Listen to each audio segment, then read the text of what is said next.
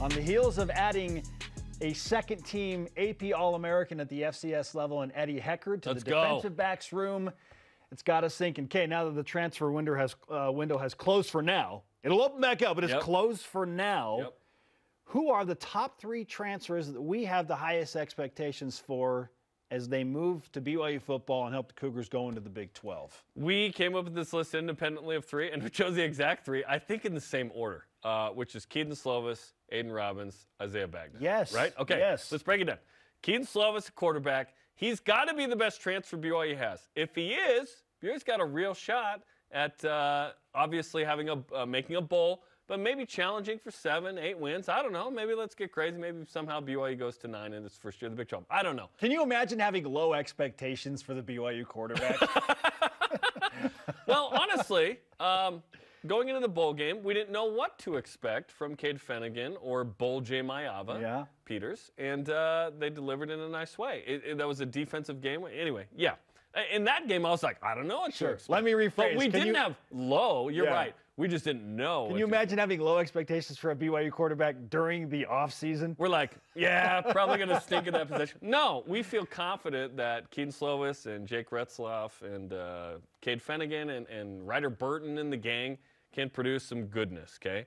Specifically, early numbers from me, like 3K is the number you got to get to in college football. 3,000 passing yards. Assuming you're healthy, like 90% of the year or whatever. Like 27 touchdowns plus.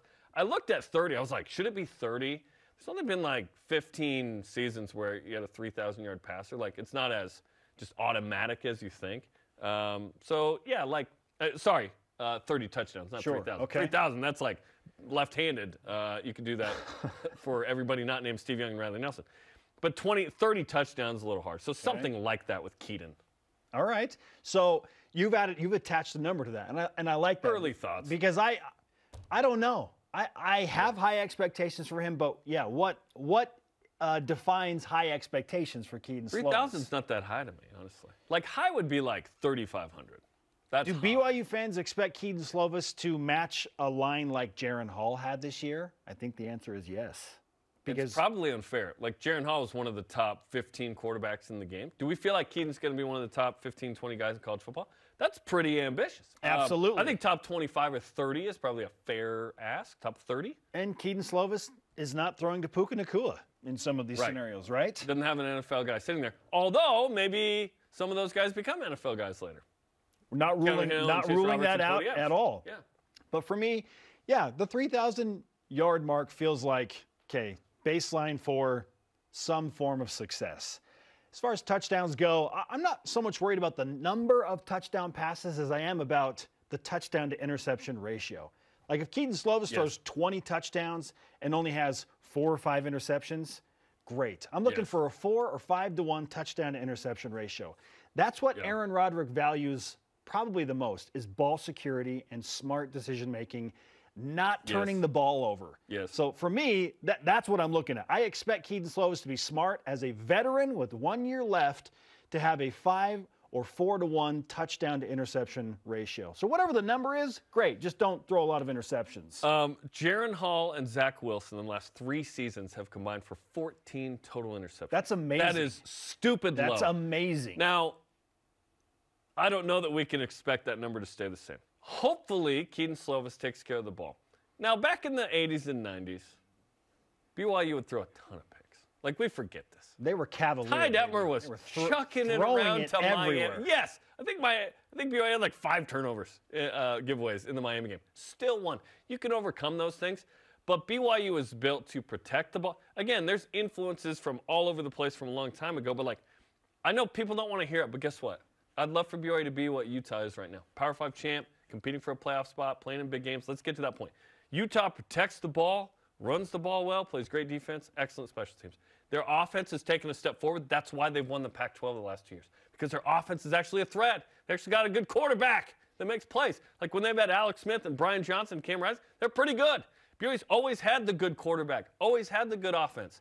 You take care of the ball, and you have good defense, now you have something. Can BYU combine those two? Remember 2012 and 13, BYU had like excellent defenses? Not just excellent, elite offenses weren't good enough. It was young Taysom and Jamal figuring it out, rushed for 1 million yards in 2013, but you played 7 Power 5s. You weren't ready for that schedule. 2012, amazing defense, like 7 NFL guys on that side or something. Giving up under 14 a game.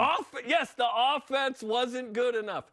Can BYU's offense be good enough? Which brings us to the number 2 player on our list, Aiden Robbins. Absolutely. UNLV, I'm expecting 1,000 yards and 10 touchdowns. Like, if Chris Brooks had been healthy all year, I think he puts up those numbers. I think we expect a similar output, but obviously, hopefully, a full season of health for Aiden Robbins. 82-ish, 84 yards a game over a 12-game slate.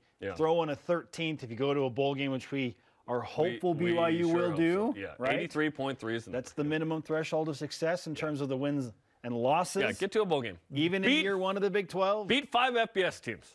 Okay. Go bowling. Aiden Robbins, yes, I expect him to be a 1,000-yard rusher. We want 4 Big 12 wins minimum because we're expecting Sam Houston and Southern Utah to be wins. That's what we're asking for. 4 of the 9. I don't think that's too much to ask of this BYU team. I don't think so either. With Keaton Slovis at quarterback and all the experience he has as a Power 5 quarterback. By the way, he says he's already developing a great rapport with the receivers and has specifically pointed out, I'm super impressed with how detail-oriented they are in their route running, their precision, and just their work ethic. So some good things already being developed. Like to hear that. Love it. Aiden Robbins is going to be a 1,000-yard guy. So with those guys, our top 2 impact transfers that we have discussed thus far in play, I don't think 6 wins is too much to ask. No. It's minimum. It's minimal. But we're scared of being ambitious after last year, and we don't know what the Big 12 is going to offer in terms of resistance, right?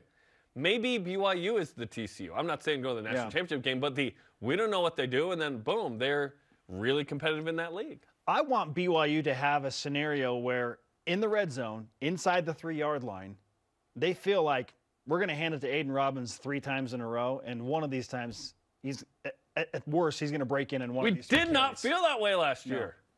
And that was frustrating. That's an expectation I have. Amen. Is inside the 3-yard line, BYU can feel confident behind their offensive line that they can hand it to Aiden Robbins, big physical running back, like BYU did with Harvey Unga and others, and he can run into the end zone and score a touchdown. Yes. So you say 10 touchdowns?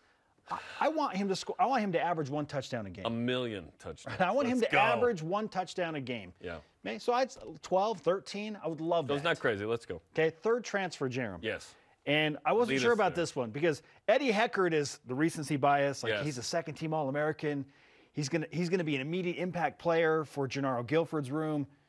It's tough to burst onto the scene and have just this game-changing effect as a defensive back by nature of the position. Unless you're intercepting the ball once a game. Or maybe he's a special dude that we haven't seen in a minute. I don't know. Okay. BYU's had some good players. Don't get me wrong. I don't want to discredit what they've done, but has BYU's had 1 NFL defensive back drafted since the 90s? Yes. It was Chris Wilcox. 7th round, barely in there. Then you got to go back to Derwin Gray. Yes. Maybe Eddie Heckard is the guy. Maybe he is the guy. He will allow, we think, because of what he did at Weber State, BYU to be more unique in their defensive formations and packages and blitz schemes. They're going to throw him out on an island against some really good receivers in the Big 12. Yes. So maybe he is the answer as the 3rd impact transfer. But we chose someone else. I want it to be this guy, Jarom. I want it to be Isaiah Bagner. Amen, man. Amen. Helping out that BYU defensive line, edge rusher. Kelly Papinga and the BYU defense, Jay Hill, they're really excited about this guy and the prospect of what he could do. And they feel like we haven't had a guy like him at BYU in a minute. So, I would agree. Okay. Sacks from the edge have not been a big deal at BYU. In fact, we've been told, no, they just eat blocks in the back of the. No, edge rushers get sacks. I want him to be the guy. Yes. And so maybe that's why I'm like, probably is Eddie Heckard, but I want it to be Isaiah Bagner. We hope he has the tongue of the learned. We hope he has 4+ sacks. We hope he has 8+ tackles for loss and leads the team in both.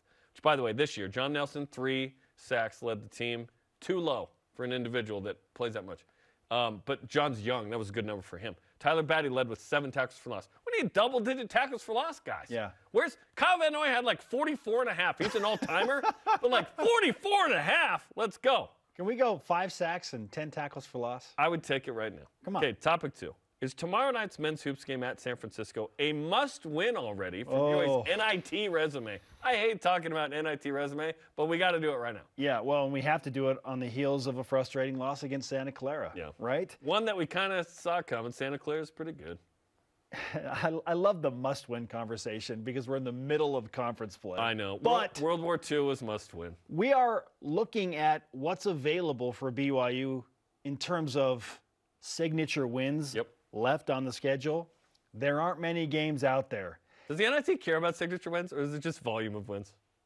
I don't know. Are they looking at the net and they care about your KenPom? Like, I don't know. I'm sure they care about the net, and to a degree, because it's like the best teams that just miss out on the NCAA tournament. Right, and it's not just, hey, if you had 22 wins, you're in. It's like, well, it depends what league you played in, right? Yes. Like WCC, and if you get 20-something wins.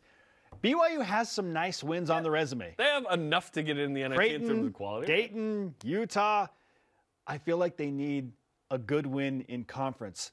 Okay, I was looking at this last night. They'll get it. BYU has beaten all 4 of the wins in conference play, Jarom, have come against teams that have worse records in league play than BYU right now. So the games you should win. The 3 losses that BYU has in conference have all come against teams that have better records than them in the WCC. San Francisco has a worse record than BYU, but it's a quad 2 game, and this allows BYU to split a really tough Bay Area road trip. So the urgency is there for me. It's not a must-win. Like for what? The NIT? Yeah. No. Like there are a few more opportunities because BYU plays St. Mary's twice in Gonzaga, and they get to host Santa Clara and San Francisco. Like there are more games that BYU can win, but I do feel the urgency because if BYU loses this game to San Francisco, then they got to come home and host St. Mary's. And now the Cougars are looking at potentially a 3-game losing streak and now going into a losing record territory in the WCC. One of the best teams in the country coming in next Saturday. BYU needs to walk into Vegas with at least 19 wins. To me, that means they need to go 5-4 in the final 9 here. 20 typically means NIT for BYU. The average the last 5 appearances since 2013 in the NIT of wins walking into the postseason is 22 for BYU. So if BYU can finish with that record down the stretch, 9-7 gets you about 4th or 5th, typically 5th. And then you go to the NIT. By the way, NYC Buckets, BYU's in but on the bubble as of Monday. On the bubble. Resource Nexus has BYU as a 7th seed. The Barking Crow, whatever that is, doesn't have BYU in as of Monday. The Barking Crow. I hate looking up NIT bracketology. The Barking Crow not have BYU in the NIT bracketology. One of my favorite Jack Handy phrases. The crows are calling my name, thought Ka. So Ay. Not a must-win, but, man, it would certainly. If BYU doesn't win Saturday, it's over. I picked them to go 19-12 in our preseason projections. That's what they're right on they're par. Headed right they're right on track for that. I hate that you were right.